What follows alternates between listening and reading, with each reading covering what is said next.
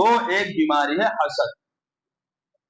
بظاہر نظر نہیں آ رہی لیکن اتنی یہ خطرناک بیماری ہے، اتنی خطرناک بیماری ہے کہ انسان کے نیکیوں کو ضائع کر دیتی. حسد کیا ہے؟ خواہ بلا وجہ یہ تمنا اور خواہش کہ فلاں سے نعمت چلی جائے. ایک تو یہ غیر اختیاری طور پر آ گئے، اللہ نے اس درجے تک معاف رکھا ہے، انسان کے اختیار میں نہیں. کسی کی نعمت دے کر اچھا نہیں لگ رہا دل پہ، ایسا ہو جاتا ہے. لیکن اس کو آگے بڑھانا، اس کی غیبت شروع کر دینا اور یہ تمنا خواہش کرنا اور اس کی برائی بیان کرنا کہ کسی طریقے سے نعمت سے چلی جائے، یہ حرام ہے. حدیث کے اندر آتا ہے، پیارے نبی صلی اللہ تعالی علیہ وسلم فرمایا کہ جس طرح لکڑیوں کا ڈھیر ہو اور اس کو آگ لگائی جائے تو وہ سارا ڈھیر خاک بن جائے، وہ ساری لکڑیوں کا ڈھیر آگ بن کر، آگ میں جل کر خاک بن جائے. فرمایا اسی طریقے سے انسان کی نیکیوں کو حسد راکھ بنا دیتا ہے.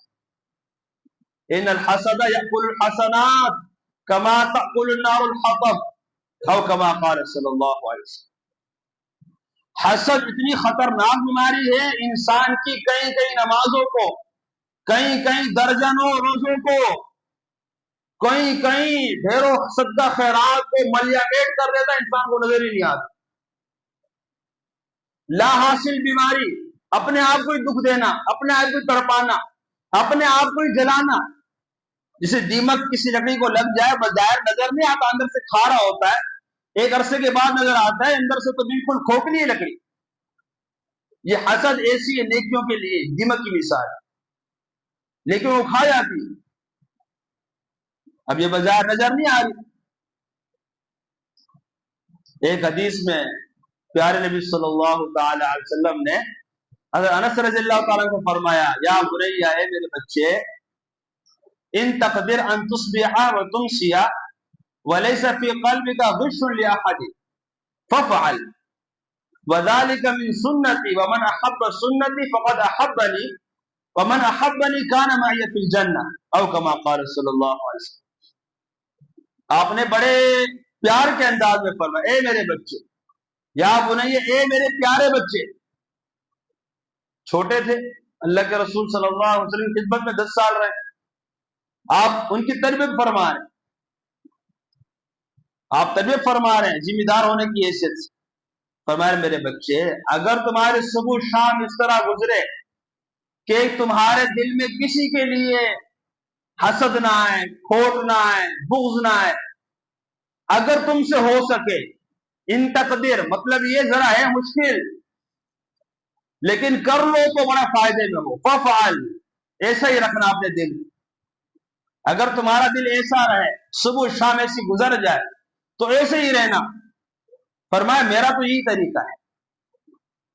وذالک من سنت، کہ معاذ بیٹے میں تو اپنے دل کو ایسے ہی رکھتا ہوں. اللہ کے رسول فرمایا، کوئی شک نہیں، تو ہمارا دل تو ایسی لوگوں کے لیے پاک ہے.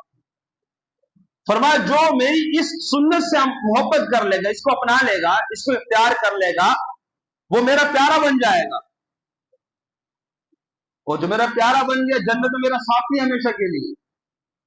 بتائیں، اللہ کے رسول کا قرب، آپ کا محبوب بننے کے لیے دلوں کا پاک رکھنا ضروری ہے. اس عمل کو آج گناہ نہیں سمجھا جاتا. نماز چھوٹ گئی، توبہ کر لیتا ہے، کہیں کوئی گناہ ہو گیا توبہ کر لیتا ہے، لیکن صدیوں سے، دہائیوں سے دل کے اندر حسد کو پال رہا ہے، بڑھاتے ہی جا رہا ہے، اسے گناہ نہیں سمجھتا، توبہ کی توفیق نہیں ہوتی. یہ حرام ہے. تعلق دل کے اندر کی دنیا کے ساتھ، اندر کے ساتھ. انسان کے لیے حکم ہے اچھے اخلاق، اچھے اخلاق اختیار کرنا. بد اخلاقی حرام ہے. اور آپ نے اتنی فضیلت ارشاد فرمائی، فرمایا کہ مومن کے ترازو کے اندر، میزان عمل میں جو سب سے وزنی چیز قیامت کے دن ہونے والی ہے وہ انسان کے اچھے اخلاق. ہم تو سمجھتے ہیں ہنس کر پیش آ جانا، دو بول مسکرا کر کہہ دینا یہ اچھے اخلاق. اللہ کے رسول نے جو تفسیر فرمائی ہے ڈر لگتا ہے، پتہ نہیں ہم اچھے اخلاق ہم میں سے ہزاروں میں سے کیا لاکھوں میں سے بھی کوئی ہے یا نہیں ہے۔ آپ نے جو سمجھایا اچھے اخلاق کیا ہے، آپ نے فرمایا اچھے اخلاق کیا ہے، فرمایا کہ جو توڑے اس سے جوڑنا۔ کہاں ہے کہاں ہے یہ؟ آج تو ساری دنیا بدلے پر چلتی ہے، آج تو خوشی کے موقع پر بھی یہ دیکھا جاتا ہے فلاں نے کیا کیا میرے ساتھ، میں بھی وہی رویہ رکھوں گا۔ اور جو توڑ دے اس سے، یا آج تو اینٹ کا جواب پتھر سے دیتے ہیں، یہ حال بنا ہوا ہے ہمارا۔ آپ نے فرمایا توڑنے والوں سے جوڑا اچھے اخلاق کا ایک حصہ ہے، ایک بات۔ فرمایا جو ظلم کرے اس سے معاف کرنا، یہ اچھے اخلاق کا دوسرا باب ہے۔ اور فرمایا جو تمہارا حق مار دے اس کا حق ادا کرنا، یہ تیسرا باب ہے جس سے اچھے اخلاق والے انسان بنتا ہے۔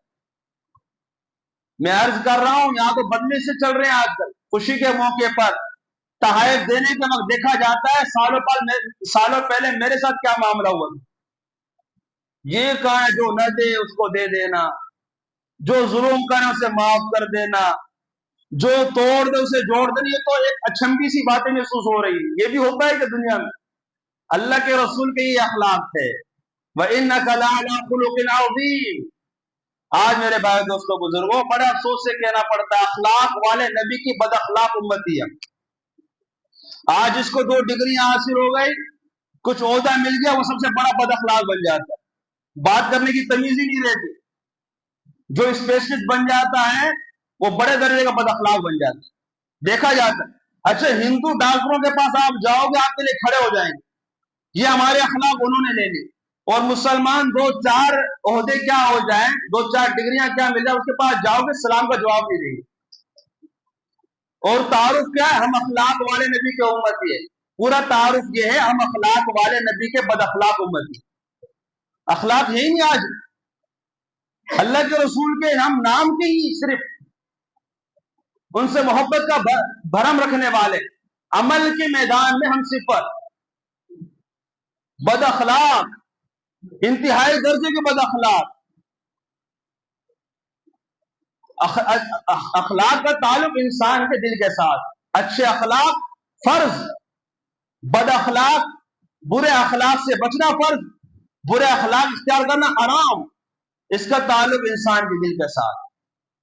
یہی چیز پیارے آقا نے فرمائی، انسان کے جسم کے اندر ایک لوتھڑا ہے، ایک ٹکڑا ہے، لیکن اگر وہ درست ہو گیا تو سارا جسم درست، زندگی درست، قبر اچھی، آخرت اچھی۔ مفہوم یہ ہے حدیث، جسم سلامت اللہ راضی، یہ جسم دنیا میں سلامت نہیں قبر میں سلامت رہے گا اگر اخلاق باطنہ کو ہم نے اختیار کر لیا۔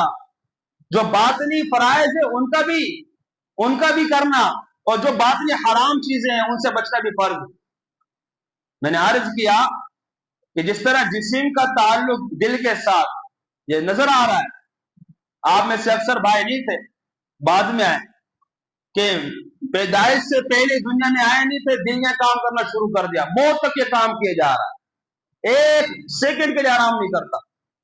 اسی طرح باطن کے ساتھ بھی تعلق ہے، حسد سے بچنا فرض ہے، تکبر سے بچنا فرض ہے، بد اخلاقی حرام ہے، اخلاص کا حاصل کرنا فرض ہے، ہر عمل کے اندر اللہ کی رضا مقصود۔ اور میں نے عرض کیا یہ ہمارے بس میں نہیں، اللہ سے مانگ کرے یا اللہ اخلاص عطا فرما، اللہم اخلص لی دین۔ اللہ تعالی ہم کو کہے سنے پر عمل کرنے والا بنا دے۔ واخر دعوانا الحمدللہ رب العالمین۔